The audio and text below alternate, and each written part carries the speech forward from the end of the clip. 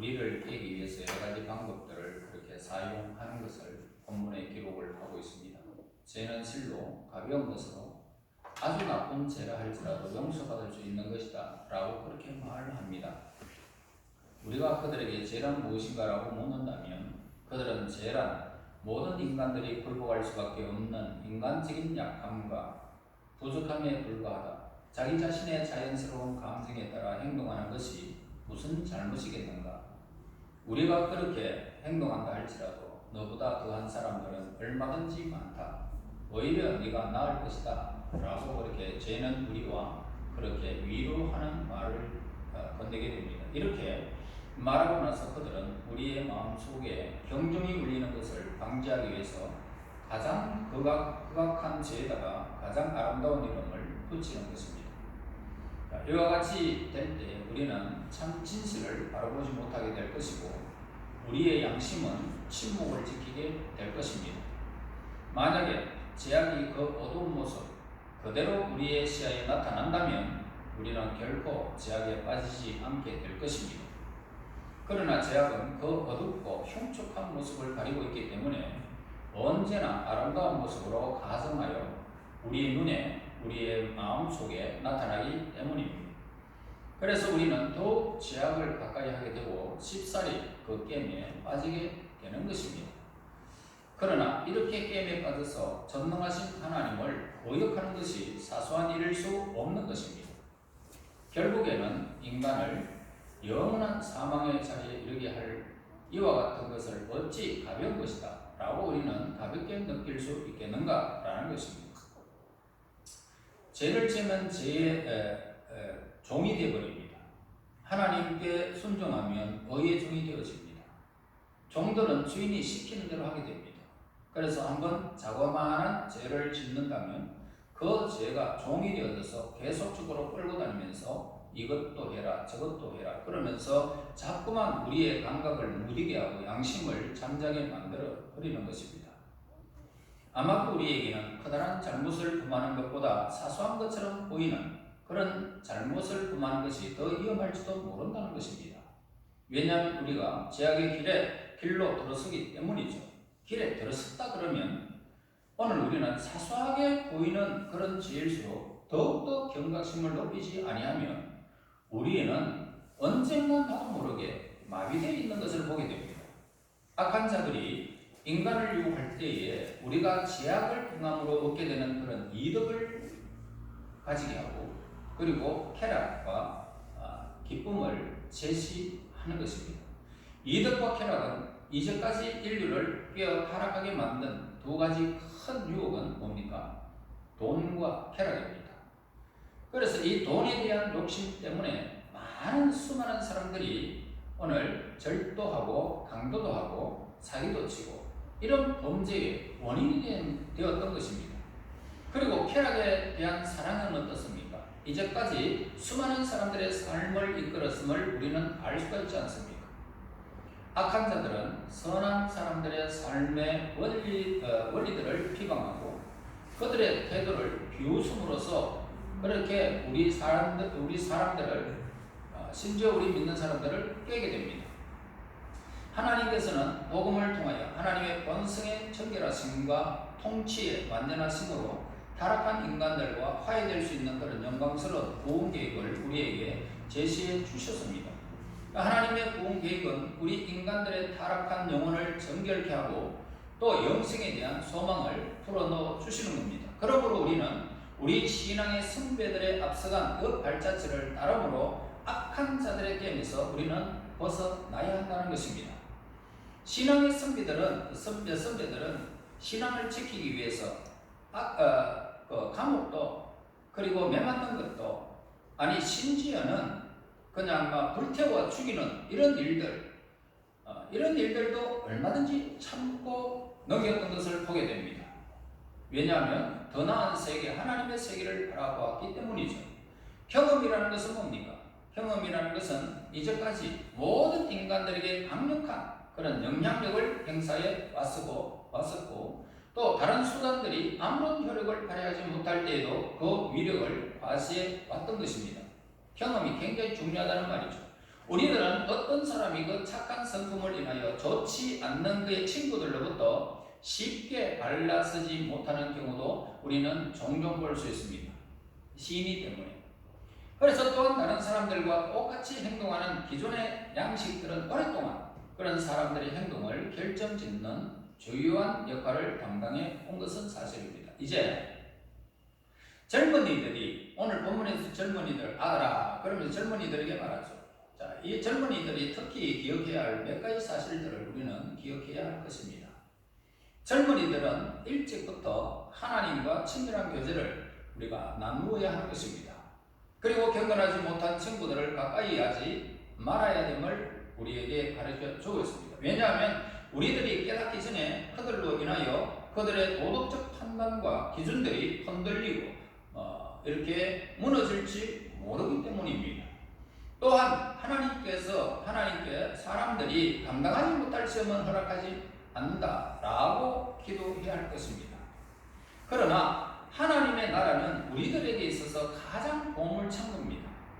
그것으로부터 가장 능력 있는 도움의 손길이 우리에게 미친다는 사실을 잊어서는 안 될 것입니다.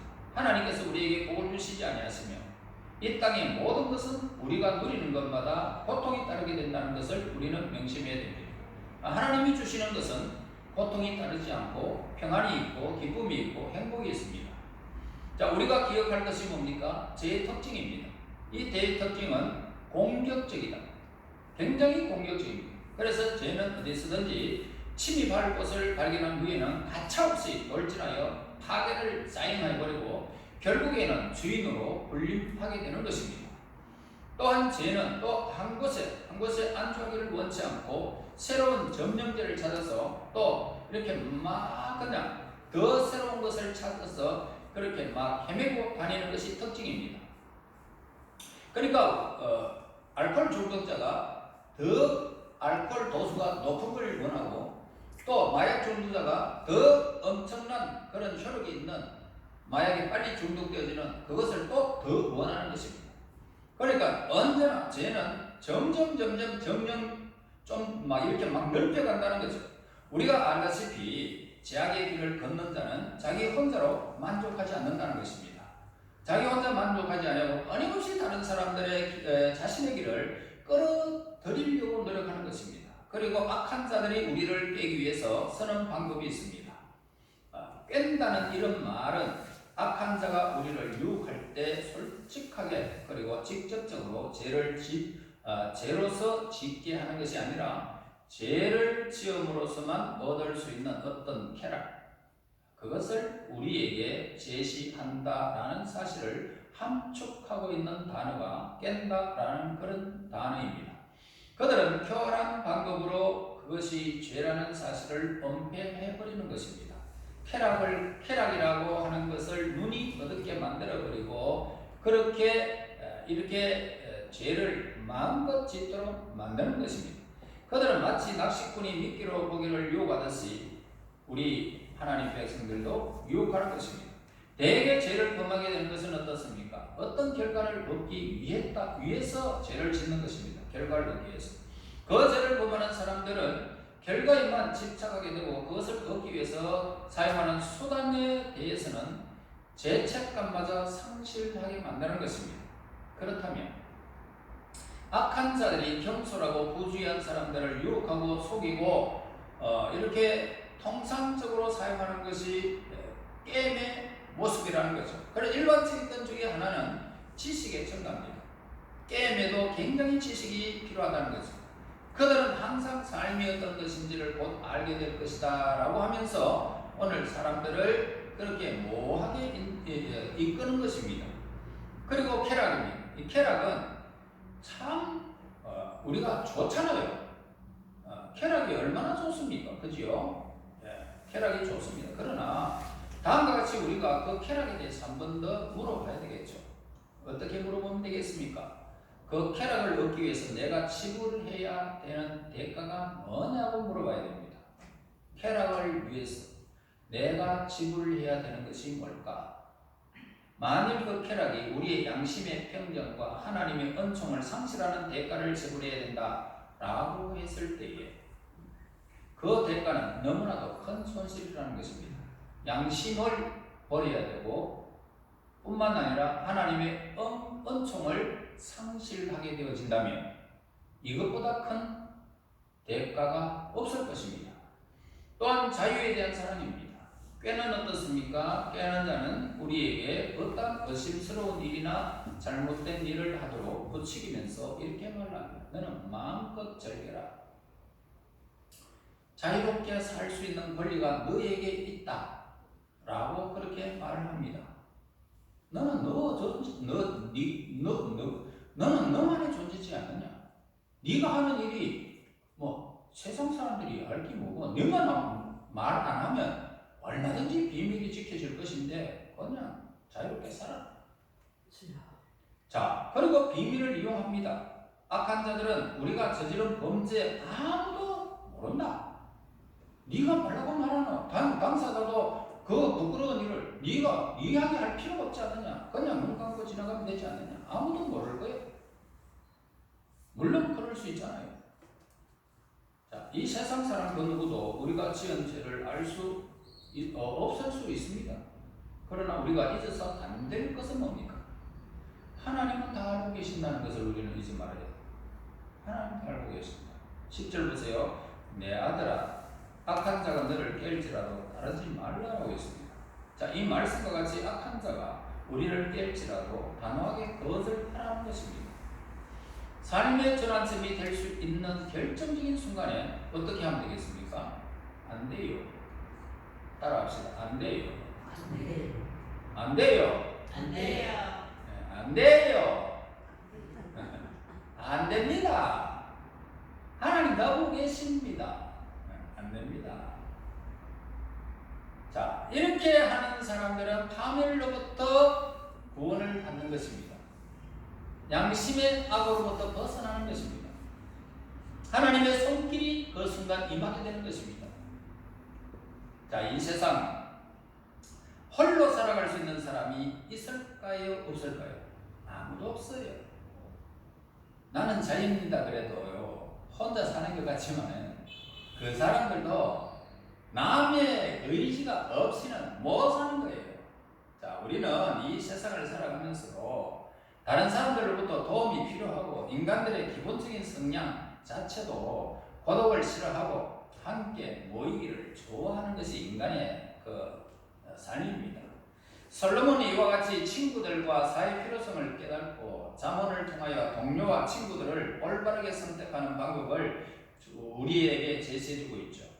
10절에 악한 자가 너를 깰지라도 따르지 말라. 그러니까 악한 친구들을 사귀어서는 안 된다라는 거지요. 자, 이제 악한 친구들의 사귐으로 인해서 오는 위험과 선한 친구들로 사귐으로 해서 얻는 이익을 이렇게 살펴보고자 합니다.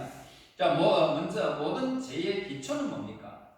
기초는 그 교훈들 몇 가지를 생각해야 되는데 솔로몬은 이렇게 말하고 있어요. 잠언서 22장 24절 25절에서 노를 품는 자와 사귀지 말며 울불한 자와 동행하지 말지니 그의 행위를 본받아 네 영혼을 올무에 빠질까 두려움이니라. 또한 그와 같은 목적을 가지고 선지자 예후는 유대왕 여호사밧 왕에게 악하고 사악한 우상을 섬기는 아합 왕과 동맹을 맺는 것을 신랄하게 꾸짖고 이렇게 말을 합니다. 역대하 19장 22절에서 하나니의 아들 선견자 예후가 나가서 여호사밧 왕을 맞아 이르되 왕이 악한 자를 돕고 여호와를 미워하는 자들을 사랑하는 것이 옳으니까 그러므로 여호와께로부터 진노하심이 왕에게 임하리이다 라고 말합니다. 또한 사도 바울은 매우 강한 어조로 엄격하게 데살로니가 사람들에게 이렇게 편지를 적고 있는데 데살로니가 후서 3장 2절 3절에서 이렇게 말합니다. 또한 우리를 부당하고 악한 사람들에게서 건지시옵소서 하라. 믿음은 모든 사람의 것이 아니니라. 주는 미쁘사 너희를 굳건하게 하시고 악한 자에게서 지키시리라. 자, 이와 같이 성경 말씀의 권위에 더할 것이 있다면 우리의 이성으로부터 오는 확신이라는 것입니다. 즉 우리는 어떤 동료와 친구들을 사귀는 것이 우리의 궁극적인 행복을 위해서 바람직한 것인지 아닌지 쉽사리 우리는 알 수 있는 것입니다. 자, 우리는 친구들이 우리의 삶에 끼치는 영향이 얼마나 큰지를 잘 알고 있지 않습니까? 술 친구를 만나면 어떻습니까? 너는 가만히 있어라. 내 혼자 마실게. 그러면서 들어가서 같이 마십니까? 아니죠. 그렇게 들어가도 니 조금만 마시, 조금만. 입만 대버려, 입만 대. 그래 헐쩍헐쩍 걷다가 보면 같이 그냥 헐떡헐떡 마신다. 그 악한 친구들은 똑같습니다. 영향이 안 끼칠 수가 없다. 자, 그래서 우리의 성격과 행동뿐만 아니라 우리의 주요 관심사에 대해서도 매우 큰 영향을 끼치게 되는 것입니다. 다른 어떤 것보다도 우리는 공고한 상황에 처해졌을 때에 친구들로부터 위안을 받죠. 큰 위안을 받습니다. 그러나 악한 친구들로부터 어찌 이런 위안을 기대할 수 있겠느냐? 악한 친구들이 아무리 그럴듯한 표정을 짓고 듣기 좋은 말을 한다 해도 그런 것들은 우리에게 진정한 위안을 주지 못하는 것입니다. 그리고 무엇보다도 역경 가운데 처해졌을 때에 얻을 수 있는 참된 위안이 뭡니까? 신앙으로부터 오는 위안이지 이 세상의 것이 아니다 이 말입니다. 그러므로 지혜롭게 확고한 신앙을 가진 친구들이 주는 위안은 무엇보다도 힘이 되는 것입니다. 그리고 고귀한 것입니다. 그렇다면 절대자이신 하나님을 부인하고 하나님을 거역하는 삶을 사는 사람이 어떻게 진정한 위안을 가질 수 있을까? 또한 하나님을 진정으로 사랑하는 자가 어떻게 불신자와 참되고 진정한 교제를 나눌 수 있을까? 그 반면에 하나님을 경외하는 선한 친구들과의 사귐은 우리에게 많은 유익을 가져다 주는 것입니다. 친구가 신앙의 경험을 통해서 얻어지는 그 모든 것들을 그 친구의 것을 나에게로 이렇게 전하여졌을 때에 그 신앙의 위로는 이로 말로 표현이 잘 되지 않습니다. 자, 그래서 오늘 우리는 악한 친구들을 사귀면 결코 좋은 평판을 받을 수 없다. 친구들과 갖는 교제는 자기 자신을 그 친구들과 함께 만드는 힘을 가지고 있다 라는 겁니다. 그러므로 우리는 세상 사람들이 말하듯이 사귀는 친구들을 보고 그 사람의 됨됨이를 판단할 수 있느냐라는 것입니다. 예, 그렇습니다. 됨됨이 보면 분명히 판단은 우리가 할 수 있습니다. 바로 이와 같은 이유 때문에 우리는 현명하고 선한 친구들을 가까이 하고 그들과 교제를 하는 것이 바람직한 것입니다. 이제까지 생각한 토대로 우리는 다음과 같은 결론을 내릴 수가 있을 것입니다. 우리는 우리가 사회로부터 그리고 사람들과의 교제에서 얻을 수 있는 유익이 무엇인가에 대해서 올바른 개념을 가져야 된다는 것입니다. 우리는 우리들 자신을 위해서 그리고 우리를 사랑하는 모든 사람들을 위해서 좋은 친구를 선택하는 것, 이것은 우리가 심혈을 기울여야 된다는 것입니다. 나에게 좋은 친구 있는지 한번 둘러보아야 할 것입니다. 저는 여러분들의 친구가 되고 싶습니다. 우리는 친구들로부터 추구받을 수 있는 좋은 것들을 습득하는 데 최선의 노력을 경주해야 할 것입니다. 그러한 좋은 것들을 중에서 마음의 솔직함과 같은 것들을 들을 수 있고 우리는 그러한 것들을 받아들임으로 해서 우리 자신들의 솔직하지 못함을 깨닫고 성심으로 사람들을 대하는 법을 깨닫게 될 것입니다. 그러나 우리는 친구들로부터 받는 것에 머물러서 안 되고 우리가 가지고 있는 좋은 것들을 나누어 주는 데에 소홀히 해서는 안 된다라는 것입니다. 우리에게도 좋은 것이 있다면 언제나 나누는 삶이 좋은 것입니다. 그러한 교제를 통하여 우리의 인격, 우리의 신앙이 점점 성장하게 되는 것입니다. 우리 주변에서 하나님의 사람 선한 친구들로 아름다운 교제가 이루어져야 될 것입니다. 교회는 여러분 교회 친구들이 얼마나 좋습니까? 물론 우리 식구들이 좀 적지만 그래도 친구로서 우리의 삶을 나눈다는 것이 얼마나 아름다운 교제인지 모릅니다. 이렇게 주일날 같이 예배하고 음식을 나누면서 이야기를 나누는 것이 얼마나 행복합니까? 여러분, 좋은 친구, 아름다운 친구, 선한 친구들을 잘 만나서 아름다운 교제를 나누며 신앙의 성장과 하나님의 은총이 우리에게 늘 더해지는 저와 여러분이 되시기를 예수님 이름으로 축원합니다. 하나님 은혜 감사합니다. 찬양과 경배를 드립니다. 하나님, 이 땅에 악한 자들과 선한 자들이 공존해 있는 이 시점에 저희들에게 말씀을 주심을 감사합니다. 날마다 새로운 친구, 하나님 선한 친구, 하나님께로 향한 신앙의 친구들을 잘 만나서 교제함으로 하나님께 의로움이 되게 하시고 하나님의 손길 속에서 우리의 삶의 신앙과 성장이 아름답게 이루어질 수 있도록 인도하여 주시옵소서. 예수님 이름으로 기도합나이다. 아멘.